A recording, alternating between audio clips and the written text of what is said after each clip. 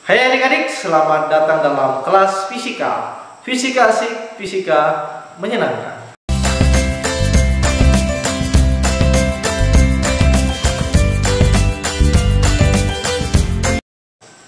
Kembali lagi bersama dengan saya Bos Patasik dalam video belajar fisika.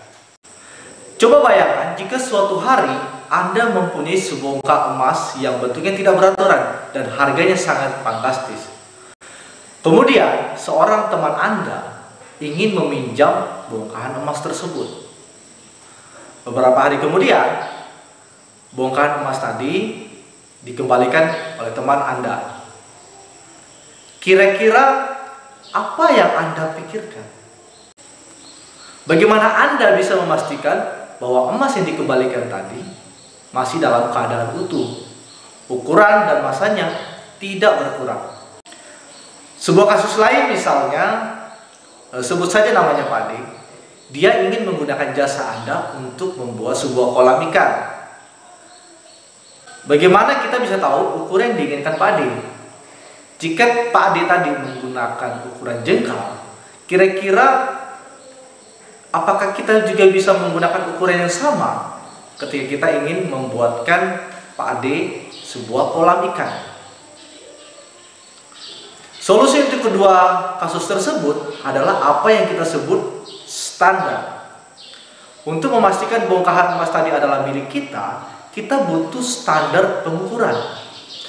Untuk memastikan luas dan kedalaman kolam yang Pak D inginkan, kita juga membutuhkan yang namanya standar sebuah pengukuran. Untuk mengerti tentang standar pengukuran dalam ilmu fisika, terdapat beberapa hal yang perlu dipelajari, yaitu tentang besaran, satuan, dan pengukuran. Ya, ketiga materi tersebut akan menjadi tema bahasan video kita kali ini.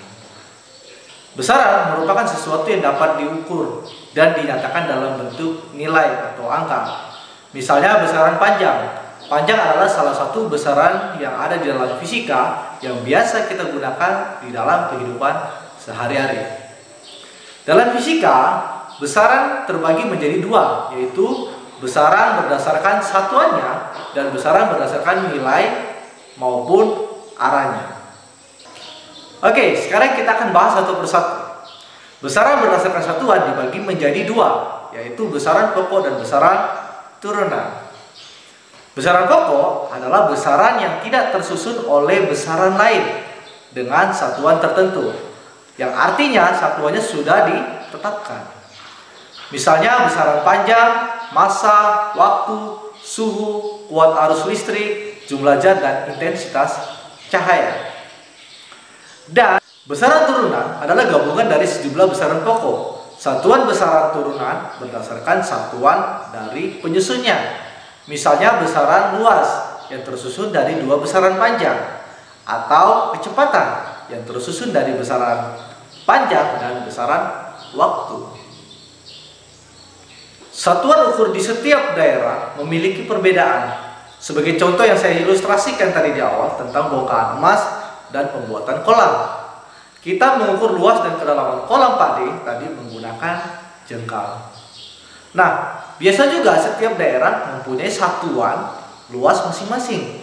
Misalnya, satuan luas di Jawa Tengah adalah Ubin dan satuan luas di Kalimantan Barat adalah Anggar. Perbedaan nama tersebut diikuti juga dengan perbedaan nilainya. Oleh karena itu, dalam membandingkan hasil pengukuran diperlukan sistem satuan yang tepat dan diakui maupun disepakati oleh banyak orang. Nah, sistem satuan yang dijadikan standar satuan itu dinamakan dengan Satuan Sistem Internasional atau Satuan SI. Adapun satuan SI di dalam fisika sebagai berikut. Standar satuan panjang adalah meter, standar satuan massa kilogram, satuan waktu adalah second atau detik, standar satuan kuat arus listrik adalah ampere, standar satuan suhu itu adalah Kelvin, standar satuan jumlah zat adalah mol, dan standar satuan intensitas cahaya adalah kandela.